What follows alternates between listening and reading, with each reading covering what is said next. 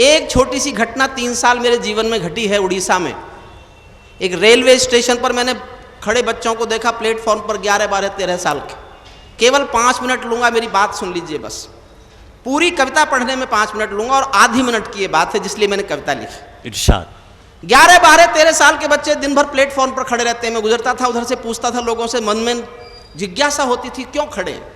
वो भीख नहीं मांग रहे होते थे, बूट पालिश नहीं कर रहे होते थे।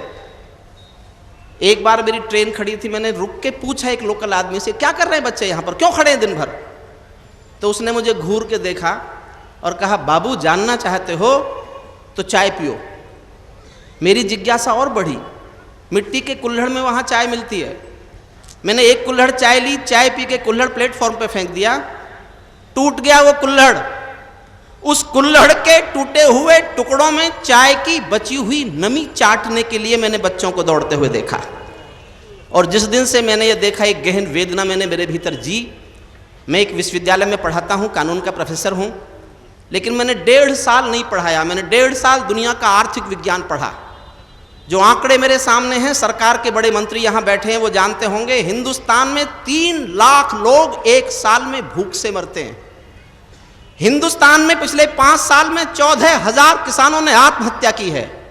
दुनिया के 1,000 अमीरों में हिंदुस्तान के कुल 26 लोग हैं और 26 करोड़ लोग गरीबी की रेखा से नीचे जिंदगी जीते हैं। तब मैं एक गरीब आदमी के पक्ष में कविता पढ़ना चाहता हूँ। मैं एक गरीब झोपड़ी का बेटा हूँ, आज पढ़ लिख के प्रोफेसर बन गया, महंगा कवि भी हो गया, लेकिन लखनऊ में पहली बार आया। मुझे अक्सर कहते हैं लोग, दुनिया में कहीं घूम लो, जब तक लखनऊ की तमीज़ के सामने कविता पाठ नहीं करोगे तुमको कोई कवि मानेगा ही नहीं। तो मैं पहली बार इम्तिहान के तौर पर आपके सामने हूँ।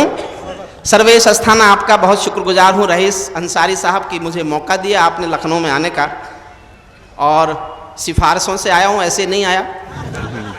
इतने बड़े समारोह में कोई बिना सिफारिश आता है क्या?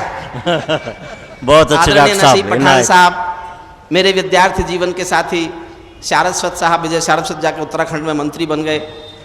उन सबको बहुत बहुत सम्मान आदर के साथ, अखिलेश दास जी को आदर के साथ एक कविता पढ़ता हूँ छोटी सी, जहाँ आपको लगे ये मेरा एहसास नहीं है, हिंदुस्तान के आम उस गरीब आदमी का एहसास है जो हिंदुस्तान की गरीबी को महसूस करता है। तो मैं भी आपका आशीर्वाद चाहूँगा जैसे कब सम्मेलनों में होता है। हाँ, इरशाद। मेरा गीत चांद है ना चांदनी है आजकल, मेरा गीत चांद है ना चांदनी है आजकल, ना किसी के। ये कुर्सी मत उछालो भैया, ये विधानसभा का काम है। ये कुर्सी उछलती है तो लगता है जैसे विधानसभा। ये दृश्य वहीं के लिए समर्पित है। ये तो सिद्ध हो गया कि लखनऊ तहजीब का शहर है। जिस देश की संसद में कभी 540 लोग शांति से नहीं बैठे, वहां पर हजारों लोग अनुशासन में शांति से बैठ जाएं, तो सोमनाथ दादा को आके सीखना चाहिए कि अनुशासन क्या होता है। बहुत अच्छे डॉक्टर साहब, क्या कहने हैं, वाह वाह वाह। जोड़कर प्रणाम करता हूँ, सलाम करता हूँ और एक कविता आपके दिलों पर छापने की कोशिश करता हूँ।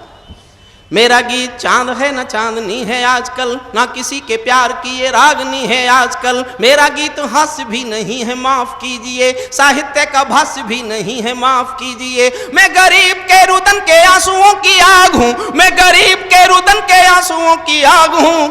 मैं भूख के मजार पर जला हुआ चिराग हूँ, भूख के मजार पर जला। बहुत अच्छे भाई डॉक्टर साहब, क्या कहने, वाह वाह वाह वाह। भूख के मजार पर जला हुआ चिराग हूँ। मेरा गीत आरती नहीं है राजपाट की, कसमसाती आत्मा है सोए राजघाट की। मेरा गीत झोंपड़ी के दर्दों की जुबान है, भुखमरी का आईना है, आंसू का बयान है, भुखमरी का आईना है, आंसू का बयान है। भावना का ज्वार भाटा जिए जा रहा हूँ मैं, भावना का ज्वार भाटा जिए जा रहा हूँ मैं। क्रोध वाले आंसुओं को पिए जा रहा हूँ मैं। मेरा होश खो गया है लोहू के उबाल में, कैदी होकर रह गया हूँ मैं इसी सवाल में।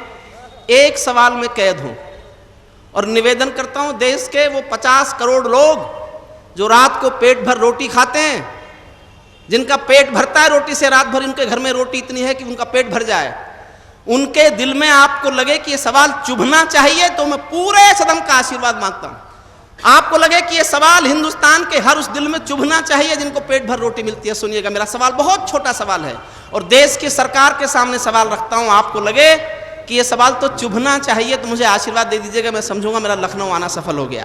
मैं भावना का ज्वार भट जिए जा रहा हूं मैं, क्रोध वाले आंसुओं को पिए जा रहा हूं मैं। मेरा होश खो गया है लोहू के के उबाल में कैदी होकर रह गया हूं मैं इसी सवाल में। आत्महत्या की चिता पर देखकर किसान को, आत्महत्या की चिता पर देखकर किसान को नींद कैसे आ रही है देश के प्रधान को, नींद कैसे आ रही है वाह वाह वाह वाह। नींद कैसे आ रही है देश के प्रधान को। सोच कर ये शोक शर्म से भरा हुआ हूं मैं, सोच कर ये शोक शर्म से भरा हुआ हूं मैं, और मेरे काव्य धर्म से डरा हुआ हूं मैं स्वयं को आज गुनहगार पाने लगा हूं, इसलिए मैं भुखमरी के गीत गाने लगा हूं, गा रहा हूं इसलिए कि इंकलाब ला सकूं, झोपड़ी के अंधेरों में आफताब ला सकूं, झोपड़ी के अंधेरों में आफताब, झोपड़ी के अंधेरों में आफताब ला सकूं, इसीलिए देसी या विदेशी मूल भूल कर, इसीलिए देसी या विदेशी मूल भूल कर,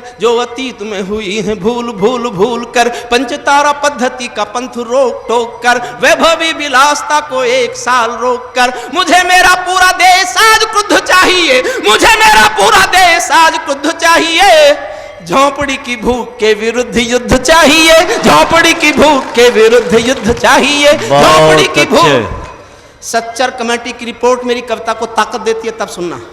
मेहरबानो भूख की व्यथा कथा सुनाऊंगा, मेहरबानो, हुजूर बैठ जाएं प्लीज। मैंने जिन सरकारों पर लिखा वो बैठ गई कई बार, मैं पहली बार आया हूं इसलिए नहीं जानते। मेरा दिल्ली के एक मौके पर अटल बिहारी वाजपेयी प्रधानमंत्री थे, सोनिया जी विपक्ष की नेता थी, एक समारोह में दोनों थे और कविता पढ़ने के लिए मुझे बुलाया गया था और मुझसे कहा गया ऐसी कविता सुनाओ जो दोनों को अच्छी लगे।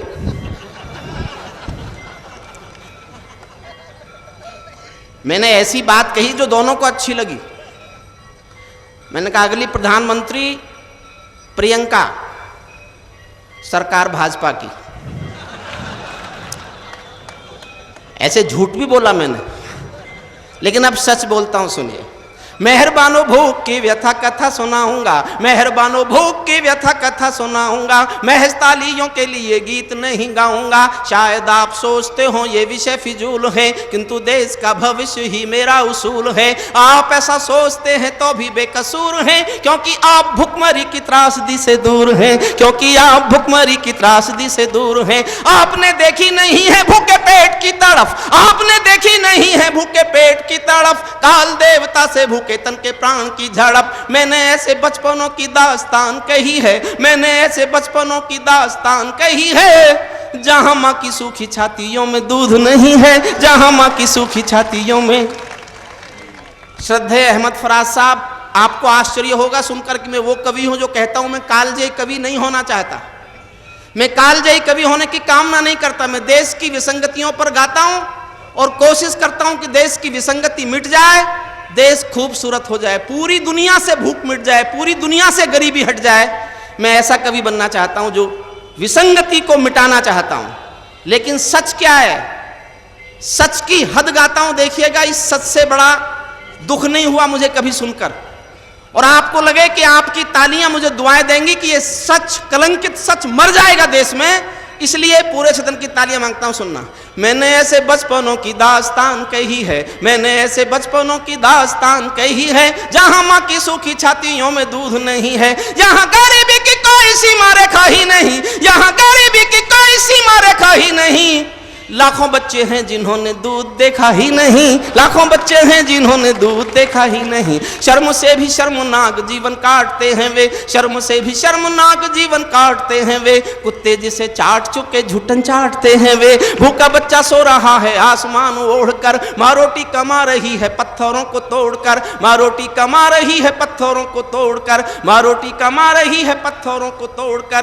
बिना प्राण के भूख से माँ रोटी कमा रही है पत्थरों को तोड़कर। जिनके पांव नंगे हैं, जिनके पांव नंगे हैं भी और तार तार हैं, जिनके पांव नंगे हैं और तार तार हैं, जिनकी सांस सांस साहूकारों की उधार हैं, जिनके प्राण बिंदवाई मृत्यु के कगार हैं, आत्महत्या कर रहे हैं भूख के शिकार हैं, आत्महत्या कर रहे हैं भूख। 3 लाख लोग जब देश में मरते हो तब लिखता हूं। बेटियां जो शर्मो है या होती हैं जहान की, संस्कृति का देश है ये। 75,000 बार बालाएं अकेले बंबई में, सरकार ने रोक लगाई तो कहती हैं हमारा रोजगार है।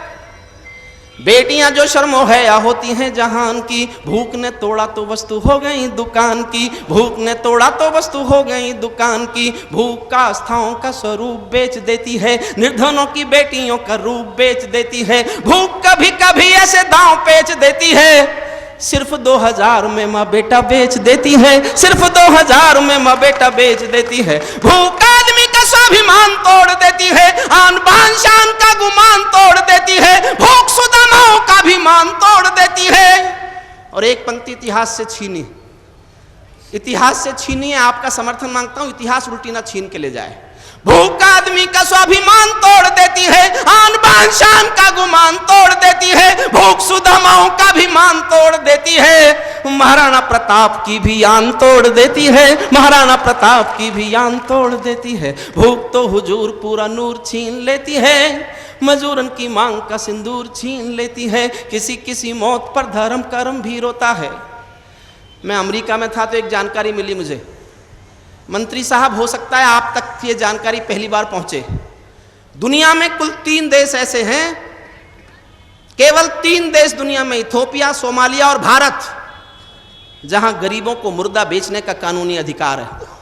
अगर किसी के घर में इतनी गरीबी है कि मुर्दा बेच के रोटी मिलती है तो मुर्दा बेच सकने का कानून हिंदुस्तान में साउथ, बिहार और उड़ीसा में पाया जाता है। दुनिया में केवल 3 देश हैं जहां मुर्दे बिकने की मंडी लगती है। तब सुनिए, किसी किसी मौत पर धर्म कर्म भी रोता है। और इस क्रोध को गाना चाहता हूं, आपका साथ मांगता हूं, आपको लगे इस क्रोध में मुझे कहने का हक है। किसी किसी मौत पर धर्म कर्म भी रोता है, क्योंकि क्रिया कर्म का भी पैसा नहीं होता है। घर वाले गरीब सुगम सहेज लेते हैं, बिना दाहे संस्कार मुर्दा बेच देते हैं। थूक कर धिक्कारता हूं मैं ऐसे विकास को, जो कफन भी दे ना पाए गरीबों की लाश को, जो कफन भी दे ना पाएगा। अंतिम छंद सुनिए जिसके लिए कविता लिखी। किसी किसी मौत पर धर्म कर्म भी रोता है, किसी किसी मौत पर धर्म कर्म भी रोता है, क्योंकि क्रिया कर्म का भी पैसा नहीं होता है। घर वाले गरीब सुगम सहेज लेते हैं, बिना दाहे संस्कार मुर्दा बेच देते हैं। थूक कर धिक्कारता हूं मैं ऐसे विकास को, जो कफन भी दे ना पाए गरीबों की लाश को, जो कफन। अंतिम छंद सुनिए जिस बात को कहने के लिए मैंने कविता लिखी। मैं कानून का आदमी हूं, पिछले दिनों रिसर्च कर रहा था मैं, तो सुप्रीम कोर्ट के एक जज का फैसला पढ़ा, नाम तो मैं नहीं बताऊंगा। वो जज साहब लिखते, for the purpose of the environment a simple mosquito is honourable citizen of the country, save it. पर्यावरण के उद्देश्य से मच्छर भी देश का सम्मानित नागरिक है, इसकी रक्षा करो। कर ली रक्षा, आ गया डेंगू। और मैंने जिस दिन कविता पूरी की, कलकत्ता के पास मिदनापुर में एक रात में 27 लोग भूख से मरे थे, जहां वामपंथियों की सरकार। एक रात में 27 लोग, कोई नहीं पहुंचा मदद के लिए। जानते हो कौन पहुंचा? कलकत्ता की वेश्याओं ने बैंकों से पैसा निकालकर ठेलों पर अनाज डाल कर उस गांव में जाकर के अनाज बांटने की कोशिश की। मैंने उस दिन ये कोशिश की, ये काम वेश्याओं का नहीं था। ये किसका काम था? कानूनी व्यक्ति होने के नाते मुझे बताना चाहिए। दुनिया में 16 देश हैं जहां लोग भूख से मरते हैं, और वो 16 देश हैं जहां भूख से मरने की सजा किसे मिले ऐसा कोई कानून नहीं है। मैं उस कानून की मांग करता हूं, मंत्री महोदय के सामने करता हूं, और दावा करता हूं कि एक कानून हिंदुस्तान में बना दो जो मैं चाहता हूं, एक भी मौत भूख से नहीं होगी। ये दावा है मेरा। 611 कलेक्टर हैं हिंदुस्तान में, हर कलेक्टर के पास एक फंड है। कई राज्यों में उस फंड का नाम स्टारवेशन फंड है, भुखमरी कोष। सांसद को 2 करोड़ मिलता है विकास के नाम पर, एमएलए को 1 करोड़ मिलता है विकास के नाम पर। कलेक्टर का फंड और ये विकास निधि, और फिर भी कोई भूख से मर जाए। तो जिस कानून की आवश्यकता है उस कानून का समर्थन करना। कल संसद मेरी बात पहुंच जाएगी, मैं समर्थन मांगता हूं। सुनिए, भूख का निदान झूठे वायदों में नहीं है। हुजूर थोड़ी देर साहब, भूख का ये सुनाने के लिए मैंने कविता लिखी। अब मेरे भीतर का कानून का आदमी बोलता है, भूख का निदान झूठे वायदों में नहीं है, सिर्फ पूंजीवादियों के फायदों में नहीं है। भूख का निदान कर्णधारों से नहीं हुआ, गरीबी हटाओ जैसे नारों से नहीं हुआ। भूख का निदान प्रशासन का पहला कर्म है, भूख का निदान प्रशासन का पहला कर्म है। गरीबों की देखभाल सिंहासन का धर्म है। इस धर्म की पालना में जिस किसी से चूक हो, उनके साथ मुलजिमों के जैसा ही सलूक हो, उनके साथ मुलजिमों के जैसा ही। इस धर्म की पालना में जिस किसी से चूक हो, उनके साथ मुलजिमों के जैसा ही सलूक हो। भूख से कोई मरे ये हत्या के समान है, भूख से कोई मरे ये हत्या के समान है। हत्याओं के लिए मृत्युदंड का विधान है। कानूनी किताबों में सुधार होना चाहिए, कानूनी किताबों में सुधार होना चाहिए। मौत का किसी को जिम्मेदार होना चाहिए, मौत का किसी को जिम्मेदार हो। और किसी पर कविता छोड़ देता तो मैं कहे का हरिओम पवार। अब मेरा साहस देखना, किसी का नाम बता रहा हूं। मिले तो गिरबान पकड़ना। मेरे पास 1.5 साल की दुनिया की कानून पढ़ने के बाद लीगल सैंक्शन है ये बात कहने के लिए। कौन जिम्मेदार है? समर्थन करो तो जी भर कर उसी जोश में करना जिस जोश में गाने की मैंने हिम्मत की कविता सुनना है। भूख से कोई मरे ये हत्या के समान है, हत्याओं के लिए मृत्युदंड का विधान है। कानूनी किताबों में सुधार होना चाहिए, मौत का किसी को जिम्मेदार होना चाहिए। भूखों के लिए नया कानून मांगता हूं मैं, भूखों के लिए नया कानून मांगता हूं मैं। समर्थन में जनता का जुनून मांगता हूं मैं। खुदकुशी या मौत का जब भुखमरी आधार हो, खुदकुशी या मौत का जब भुखमरी आधार हो, उस जिले का जिलाधीश सीधे जिम्मेदार हो, उस जिले का जिलाधीश सीधे जिम्मेदार, उस जिले का जिलाधीश सीधे जिम्मेदार। हिम्मत करो तो आगे करना इससे भी, ताकि मंत्री को लगे कि वो शायरों को कवियों को अगर प्रेशर देते हैं, हौसला देते हैं, तो पता चले कि कवियों को शायरों की सच्चाई को हौसला मिलना चाहिए। उस जिले का जिलाधीश सीधे जिम्मेदार हो, वहां का एमएलए एमपी भी गुनहगार है, क्योंकि ये रहनुमा चुना हुआ पहरेदार है। चाहे नेता अफसरों की लोभी आज क्रुद्ध हो, चाहे नेता अफसरों की लोभी आज क्रुद्ध हो, हत्या का मुकदमा इन्हीं तीनों के विरुद्ध हो, हत्या का मुकदमा इन्हीं तीनों के विरुद्ध, हत्या का मुकदमा इन्हीं तीनों के विरुद्ध हो। अब केवल कानून व्यवस्था को टोक सकता है, भुखमरी से मौत एक दिन में रोक सकता है। अब केवल कानून व्यवस्था को टोक सकता है, भुखमरी से मौत एक दिन में रोक सकता है। आज से ही संविधान में विधान कीजिए, 1-2 कलेक्टरों को फांसी टांग दीजिए, 1-2 कलेक्टरों